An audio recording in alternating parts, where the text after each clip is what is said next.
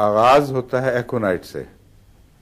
ایکونائٹ کو اردو میں غالباً کچلا کہتے ہیں اور یا نقصوامی کو کچلا کہتے ہیں. ایکونائٹ کو میٹھا تیلیا، ہاں میٹھا تیلیا کہتے ہیں اس کو.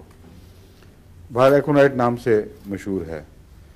اس کی مختلف قسمیں ہیں، لیکن ایکونائٹ نیپولیٹان یا اس قسم کا نام ہے یہ وہ چیز ہے جو اکثر استعمال ہوتی ہے. اب جب ایکونائٹ کہتے ہیں تو ذہن میں سب کے یہی آتا ہے اور یہی دوا ملتی ہے. ایکونائٹ ایک زہر ہے جس کا انسانی جسم پر مختلف حصوں پر اثر پڑتا ہے، اور وہ اثر بعض ڈاکٹروں نے ایکونائٹ کے استعمال سے خود معین کیا ہے. اس کو کہتے ہیں پروونگ، ایک دوائی کا پروف کرنا. یہ ایک طریقہ ہے جو ہنیمن نے خود ایجاد کیا تھا، اور اس کا خیال تھا کہ جب تک ہم ہر زہر کو اپنے اوپر استعمال کر کے بہت باریک نظر سے اس کے اثرات کا مشاہدہ نہ کر لیں، اس وقت تک ہم یہ نہیں کہہ سکتے کہ کن بیماریوں میں یہ مفید ہوگا اور کن شرائط کے ساتھ یہ مفید ہوگا. تو پروونگ میں انہوں نے بہت قربانی دی، اور ان کے ساتھ اور بھی بہت سے شاگرد تھے یا دوست تھے جنہوں نے اس میں حصہ لیا. پروونگ کا طریق یہ نہیں تھا کہ ایکونائٹ کو یا اور کسی زہر کو خالص حالت میں اسی طرح دے دیں.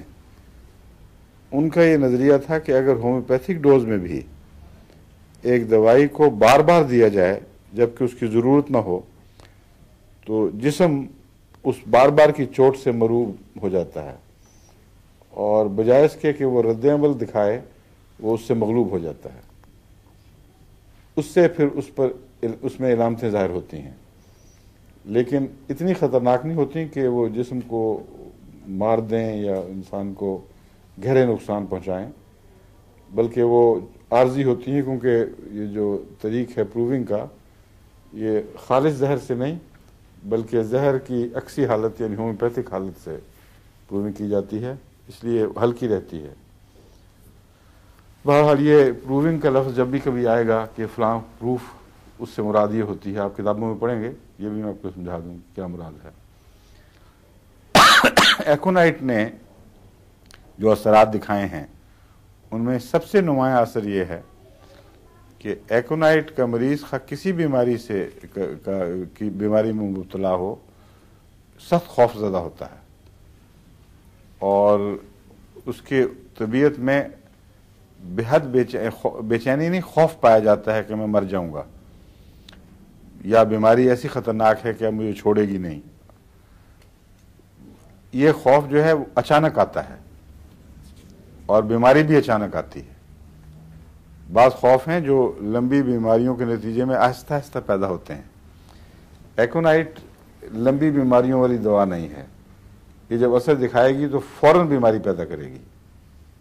مثلا سردی میں آپ باہر نکلے ہیں، نمونیا ہوا ہے، اچانک بیمار ہوا ہے آدمی، اور اس کے ساتھ ہی یہ خوف کہ بس اب میں مر گیا، ایسی خطرناک بیماری ہو گئی ہے کہ میں بچ نہیں سکتا.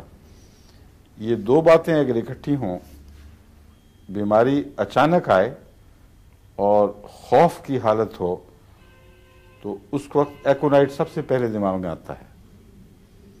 لیکن کچھ اور بھی اس کی علامتیں ہیں. ایکونائٹ زیادہ خشک موسم میں اور ٹھنڈے موسم میں اثر دکھاتا ہے. اس لیے اگر خشک سردی ہو اور اچانک سردی لگ جائے، اس سے پیدا ہونے والی کوئی بھی بیماری ہو، اسے ایکونائٹ فائدہ بخشتا ہے. یہ اس کا بنیادی مزاج ہے جس سے پیش نظر رکھنا چاہیے. لیکن جب انسان تجربہ کرتا ہے تو تجربے میں اور بھی باتیں آتی ہیں. اس سے پھر یہ دوا جو ہے صرف اس پروونگ کی حد تک محدود نہیں رہتی، بلکہ اس کا اثر عام ہو جاتا ہے، اس کا فائدہ عام ہو جاتا ہے. مثلا میں نے تجربہ کیا ہے کہ ایکونائٹ لازم نہیں ہے کہ خشک سردی سے تعلق رکھتا ہو.